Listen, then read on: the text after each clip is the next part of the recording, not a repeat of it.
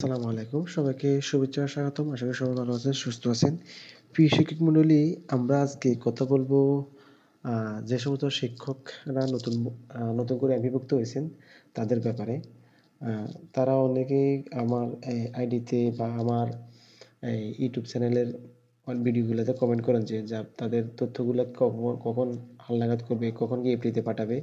তো আজকে সেই বিষয় নিয়ে কথা বলবো। তো মূলত হচ্ছে যে সমস্ত নতুন শিক্ষক কর্মচারীরা নতুন করে ইনডেক্স প্রাপ্ত হয়েছেন, তো তাদের ইএফটি তথ্য প্রেরণ এবং তাদের জন্য যে এডিট অপশন চালু হয়েছে এবং এখানকার তথ্যগুলো আপডেট কিভাবে করবে আমরা সেই প্রসেসটা দেখব। তো সেটার জন্য আমরা আমাদের এই নতুন একটা ট্যাব নিব। এখানে আমরা যখন ইএমএস ক্লিক করব, আপনারা জানেন যে ইএমএস এর এই যে ইউআরএলটা দেখতেছেন, লিঙ্কটা দেখতেছেন যে সার্ভারের যে সাইটটা, এটা আমরা গত কিছুদিন যাবৎ প্রবেশ করতে পারি নাই সার্ভার জটিলতার কারণে। বিকল্প একটা অপশন চালু করছে, সেটা দিয়ে আমরা এই ওয়েবসাইটে প্রবেশ করছিলাম। কিন্তু এখন আমাদের এই যে আগের যেই আ ইএমএস এর যেই ওয়েবসাইটের ইউআরএল, সেটা দিয়ে আমরা এখন প্রবেশ করতে পারতেছি লিঙ্কটা দিয়ে। তো এখানে আসার পর আমরা এখানে এমপিইউটি তে ক্লিক করব। ক্লিক করার পর আমি যেহেতু পাসওয়ার্ড দেওয়া আছে, লগইন করা আছে অলরেডি, আমাকে সেটা সরাসরি আমার ড্যাশবোর্ডে নিয়ে আসছে। এখানে আসার পর আপনি এখানে ইএফটির যে আপডেট আছে এখানে ক্লিক করবেন। তার আগে বলে রাখি আপনারা আ আমি আজকে শুধু এডিট অপশন যে চালু হয়েছে সেটা দেখাবো। কিভাবে তথ্য হালনাগাদ করতে হয় বা কিভাবে আপডেট করতে হয় সেই প্রসেসটা আমি আরেকটা ভিডিওতে দেখাবো। বা আমার ভিডিওর আই বাটনে কিন্তু দেওয়া আছে। অলরেডি আমার চ্যানেলে এই ধরনের ভিডিও আছে কিভাবে তথ্য হালনাগাদ করতে হয়। তারপরেও যদি আপনারা মনে করেন যে এই ক্ষেত্রে ভিডিওটা দেওয়া দরকার, তাহলে আমি অবশ্যই ভিডিও দেব। আপনারা অবশ্যই কমেন্ট করে জানাবেন। আর ভিডিওটা অবশ্যই আপনারা শেয়ার করে দিবেন। যারা আ অনেকে হয়তো জানেন না যে এডিট অপশন চালু হইছে বা অনেকে হয়তো করতে জানেন না।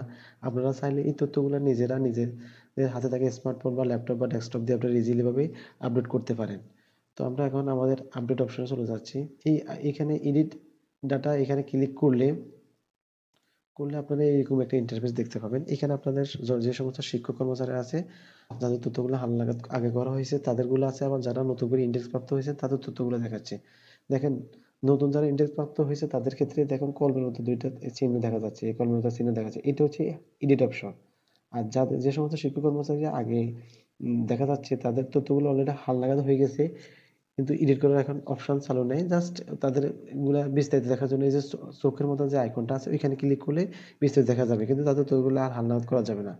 এখন এই তথ্যগুলো হালনাগাদ করার জন্য বেশি সময় দেয় না। হয়তো অল্প কয়েকদিনের ভিতরে আপনারা দ্রুত সম্ভব আপনার তথ্যগুলো হালনাগাদ করে ফেলবেন। আপনি যখন এই যে এখানে আরেকটা জিনিস দেখতে পাবেন, আপনার তথ্যগুলো যখন আইবাস প্লাসে সেন্ড হয়ে যাবে বা আপনাদের এই যাবতীয় তথ্যগুলো ইনফরমেশন গুলো চেক করবে, তখন এই যে এখানে সবুজ টিক চিহ্ন উঠে যাবে। আর দেখেন, আমি একটু আগে এই কাজটা কাজ করছিলাম যার কারণে এখানে কর্মরত লেখাটা উঠে আসছে। কিন্তু আর বাকি ২ টাতে কিন্তু কর্মরত নাই।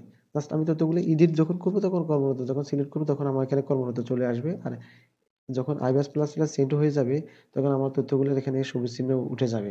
দেখুন আমার এখানে কিন্তু এই ৩ টাতে সবুজ চিহ্ন নাই।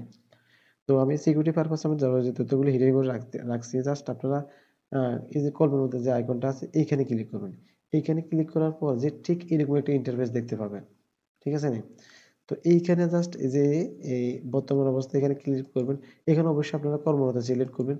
কর্মরত সিলেক্ট করে যখন সেভ করবেন এই জিনিসটা, উনার এই যে এখন সেভ করলে উনার ইনফরমেশনটা কিন্তু অলরেডি কিন্তু এখানে ভেসে চলে আসবে।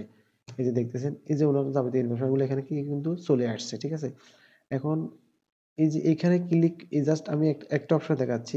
এইখানে ক্লিক করলে আমাদের এই জিনিসটা এখানে চলে আসবে। তারপর আপডেট এ ক্লিক করলে তথ্যগুলো আপডেট হয়ে যাবে। এখন এইভাবে আসার পর এই যে বাকি তথ্যগুলো এভাবে নিয়ে আসবেন। এখানে জাস্ট এই ব্যাংক হিসাবের নাম এখানে আপনাকে জাস্ট ইন্ডিকেট করা আছে।